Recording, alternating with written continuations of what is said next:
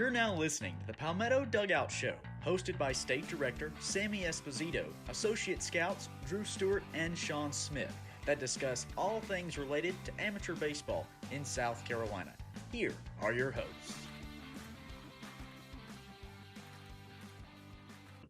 Welcome into episode 35 of the Palmetto Dugout Show. I'm Drew Stewart here with Sammy Esposito and Austin Smith. What's going on, guys? Gentlemen, what's happening?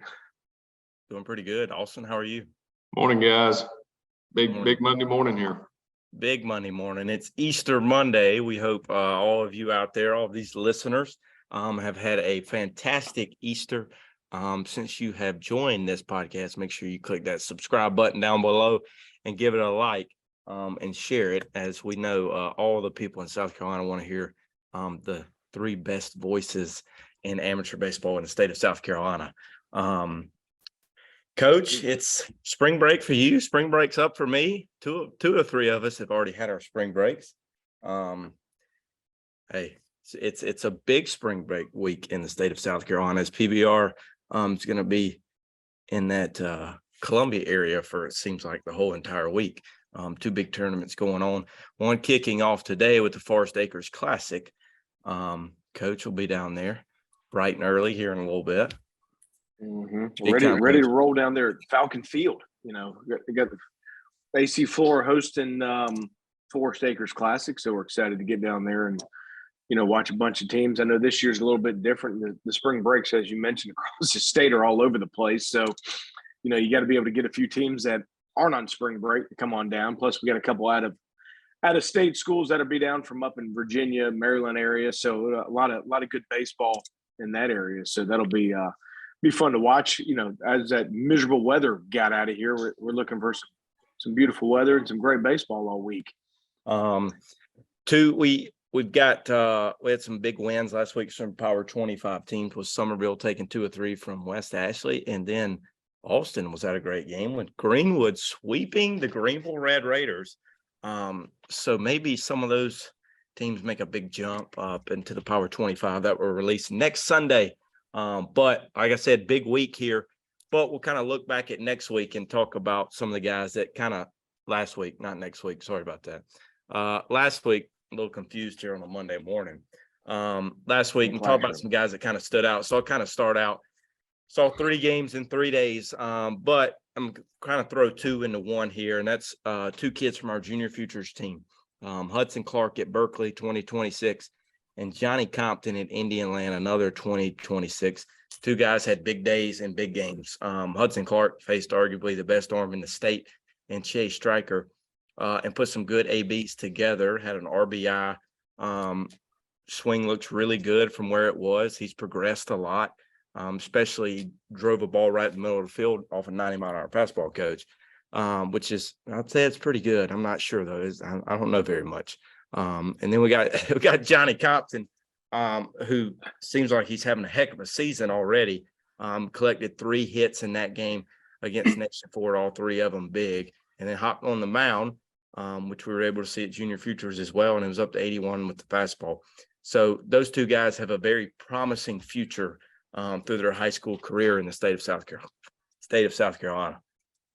Yeah, no, throw a little plug for that junior futures team, right? I mean, I know you talked about those 2 guys, but yeah, I think you can look across our last summer's junior futures team and see a lot of guys that are off the hot starts this spring. You know, it's, you know, to be a starting freshman on a varsity team in South Carolina, it's not an easy task, and you see a lot of those guys not only starting. Some of those guys have committed already, but, you know, a lot of those guys just not only starting, but performing at a high level. So, you know, a little plug for this upcoming junior futures. We'll have a couple of events really for some identifiers coming up here this summer that, you know, watch out now, kind of be able to get that junior futures team off to a hot start rolling for this upcoming summer. But I'll got a couple games myself, kind of flip back on the switch. Got to see a big one at the end of the week down in Summerville against West Ashley, and there's probably a handful of guys I could talk about there. A lot of those guys committed, kind of showed out and had big days, but I'm gonna kind of flip it into the front end of the week where I got a chance to watch Brooklyn Casey take on Chapin at Brooklyn Casey, which phenomenal field. Surface was impeccable. So I'm not going to talk about the field much more other than it was, I want to go lay in the grass out there. It looked so comfortable. But I'll talk about the starting pitcher for BC, Hayden Thomas, 2023, uncommitted. Was a big name in the state a handful of years ago, was committed to an SEC school. Obviously, again, had an injury, had Tommy John. He's back, about 13, 14 months. Removed from that surgery and was up to 88. Hayden Thomas, I was thoroughly impressed. He ran into a little trouble out of gas a little bit at the his back end of his outing, but the first few innings he was pretty much untouchable. 85, 87, touched to 88. Threw a good breaking ball and a changeup in there. But to me, probably the most impressive thing he did was he was able to command that fastball in the glove side, especially into those right-handed hitters. Kind of gave those guys fits. And also with the bat, we're able to, hit a solo home run in the game, kind of gave this team a little bit of lead. Ended up they've blown it a little bit later on, but, kind of separated them in that middle part of the game, but showed power in the bat. But left-handed pitcher with some athleticism and some strength. Old coach I used to work for used to always say, if you're left-handed, you got a pulse, you got a chance. So, he's got that plus with some stuff. So I think, I think there's some schools out there. I know talking to Hayden, but I think if somebody ever decides to pull the trigger, I think they're going to get themselves a stud coming into their program. All right. Is it my turn? I thought Drew was about to say something. I didn't want to cut him off. Y'all, Austin is the transitions are phenomenal when it goes to Austin. I mean, I don't know if there's a better transition in the country and according to podcast. I think it's the glitch in the Wi-Fi over here. I never know when you're done or you're about to say something else. The head nod point didn't. Right. Yeah. Well, I know Drew's the host, and you never want to cut the host off. So I don't want to get my paycheck taken away or anything. So, yeah, like you mentioned earlier, I was at Greenwood and Greenville on what night was that? Tuesday night. We had a big one up there at Greenville High School on Tuesday night. I don't want to go too deep into the game because I think we might go down that road a little bit later. But you wanted my one player for the week. I had two, but I'm gonna go one. My one is Mr. Luke Godwin. I'm sure all of you, but with the Twitter page, Mr. Godwin had a huge night on Tuesday. You'll get a little bit more of that. Like I said, stay tuned to the end of the show. We're trying to make sure you make it all the way to the end. He had 4 hits on the night. I think more impressively with those 4 hits, two of them were huge hits, but also 2 of them were off of Mr. Rabe from Greenville. He had a big night on the mound. Had all his pitches were working, but Mr. Godwin didn't care. Luke had 4 hits on the night, 2 of them off of a guy going to Ole Miss. He also came in on the mound. Matt Murray started for them, but he came in at the end of the game, kind of once they got back in it, and he was in the low 80s. That's the second time we've seen him throw. Me and Drew got to see him throw at Westside the week before. So he's low 80s up to 83. Good looking breaking ball, spots it well both sides of the plate. And he's a 25. I don't know if I mentioned that earlier. So there's some big things happening. And I wasn't gonna say it, but I'm gonna say it. We were standing at Westside a couple of weeks ago, and we said, man, this Greenwood lineup can be really good if they can get somebody to hit behind Tiller so they don't just put him on every time, because that was the night he had I don't even remember how many RBIs he ended up with that night, something crazy, but he had 6. Okay, thanks. He had that night, and I was sitting there, and I'm like, man, if I'm in the other dugout, I might just start giving him 4 wide ones. And I don't want to go jumping the gun here, but I think a little foreshadowing that happened. But yeah, I'm gonna stop. We'll talk about that later. Great transitions. I love it. I'm just gonna stop right there. I'm just gonna stop. Yeah, I got a feeling that next week we're gonna have to talk about more than one player from each of us, as we're gonna get to see the top talent in the state with these 2 tournaments coming up, which kind of hops us into our top games of the week. Only one of these is a tournament game. We tried to include some other series here. We got a big one on Tuesday night, though. Blue Ridge Tigers travel to Chapman in what is necessarily the region championship. Blue Ridge is going to have Camerata on the mound Tuesday night, one of the premier left-handed pitchers in the state, still uncommitted. Last week's pitcher of the week. Last week's pitcher of the week. Maybe he can double up on that performance here against a really good Chapman team. Chapman at number 10 in the Power 25. And you assume Chapman's going to be as good as advertised as always. We've seen him twice, I think, this year. So that's sleep on Cogdell coming in there for the Panthers. That's right. Cogdell versus Camerata. Watch out now. I'm not making the lineup, but I would assume that's going to be what we're going to get. It's going to PBR will be in attendance for that game. So it'll be a huge game for region play there. And then Wednesday, it takes us to the game we've been waiting for all year. And it will be Berkeley, number 2 Berkeley taking on number 1 Oceanside, number 1 versus number 2 here. And what is going to be a great game. You would assume that Miller McGuire will be on the mound for the Stags. And one could assume that I would venture to say it's going to be Chase Jarnigan on the mound for the Land Sharks. So 2 good arms in the state. But I went and watched Berkeley last week. We always say it. They don't have that top tier talent, but Landy, Coach Cox, they just find a way to get it done every time. Facing Stryker, I think they had 2 hits, Coach, and scored 2 runs. That's all that matters.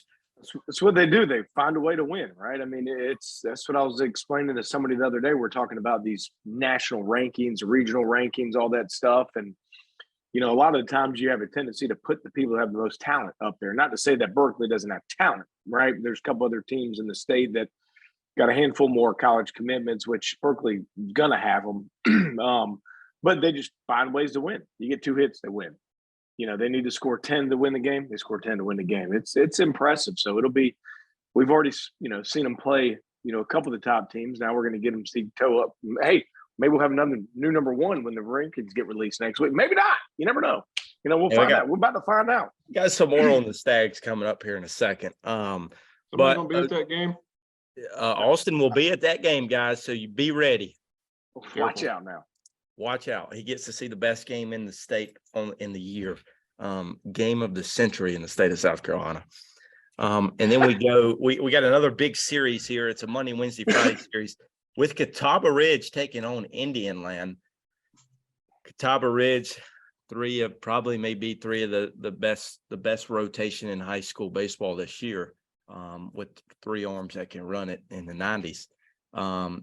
And then you just watched Indian Land. They're returning some injured starters, but a very scrappy team. So another big region series that will decide that region championship. So that'll be another good one on display in the state of South Carolina. We have many more games of the week, as you'll see on our social media accounts. Make sure you're following those social media accounts so that you can see all of the things coming out throughout this week. We'll hop over to some shout outs, Coach. First shout out goes to 2024 middle infielder at P27 Academy, Oakley Aguilar, on his commitment to Radford. Big congratulations to him, as he's been to previous events, preseason All-State, as well as Border Battle, 2 big events throughout our season. And then Sammy knows this. I love Berkeley. I'm a Stag guy. So I go to Stag country. First of all, an assistant coach for him. Yeah, I don't have service, which is amazing. Anyway, I get down there. I'm probably the first guy there. My dad comes up to me and he looks at me and says, "You're that famous person on YouTube." Well, I'm like, I have no clue what this guy's talking about, right? Well, he says, Palmetto Dugout Show. I'm like, I'm already liking the Stags. Well, I keep walking on. And then a player comes out of the dugout. Don't remember which player it was because I was focused on my work at hand. And he looked at me and said, "Y'all have a great podcast. I watch every episode." He said he watches the whole thing from start to end. So the Stags might be our best supporters, our most loyal supporters at this moment. Coach, you should have stopped, got his name so we could have given him a shout out personally. Whoever that was, he's gonna watch this. So shout out to you. Yeah, shoot us a DM on Twitter or Instagram, and we'll give you some love out there. Yeah, when we'll it's give you all there. some love. Hey, what about the more important one before we jump into this that gave Austin a little shout out at the Greenville game? Oh yeah, they were on the concession stand game on the way in. They knew they better have it stepped up. And I don't want to get out in front of my skis here, but I know we're got a lot of things to talk about down that road later. Hey, I will say I really deeply regret this. And I didn't get anything from the Stag concession stand, but my God, Austin would have had a field day. Let's just say that. I've never seen a concession stand producing kettle corn as the Stags were. And you didn't get it. I was locked in. You're locked in. I was locked in. I think your friend down there I think a little research. That might be the O man. Maybe he can ship some kettle corn your way. You know, I mean, the big O. I mean, they could bring it up to Columbia with them. I mean, Austin, you'll see them Wednesday. I'll see them Thursday. So, hey, maybe we can have some of their famous kettle corn. I might be there all 3 days as well. You never know. So here we go, right? Depends on how good the kettle corn is. Yeah. It looked pretty good. Blythe was about 20 minutes from the house, so it ain't. I can come up and get some corn. Yeah. So that takes us on to our bomb squad of the week. We've had this kid at previous events. I'm a big fan. I know Sammy, I think, is a big fan. But it's 2025 Justin Sheffield from Conway High School as he gets his first home run of the year and joins the PBRSC bomb squad and gets our bomb squad of the week honors. Exciting young talent there at Conway High School. And then our play of the week, we didn't give you too much information, but we alluded to the fact what it was going to be. It was tough. And that is Luke Godwin of Greenwood High School for his game-tying hit in the 7th inning. Correct, Coach? Player of the week, baby. That's him. Yeah, it was in the 7th inning. Top 7, 2 outs. That's right. 2 strikes. In game 1 of the Region Series, too. It started that Region Series off with a bang, in which Greenwood was able to sweep that entire series. And what's big Greenwood was cooked if it wasn't for Mr. Godwin. I'm just going to say it. They were done. Stick a fork in them. Stick a fork in them. They were done. And then Mr. Godwin, as our good friend of the show, Coach Matt Baker likes to say, "Give me the boys from Greenwood. Give me the boys from Greenwood any day." Hey, that's a huge performance there from Godwin, and what was hopefully Greenville was hoping was a win with Rabe on the mound, and Greenwood was able to steal one there and sweep that series and maybe jump a big jump into the Power 25. So hey, that he takes our play of the week honors, and then we go to our special segment here, and that is concession stand of the week, sponsored by Austin Smith.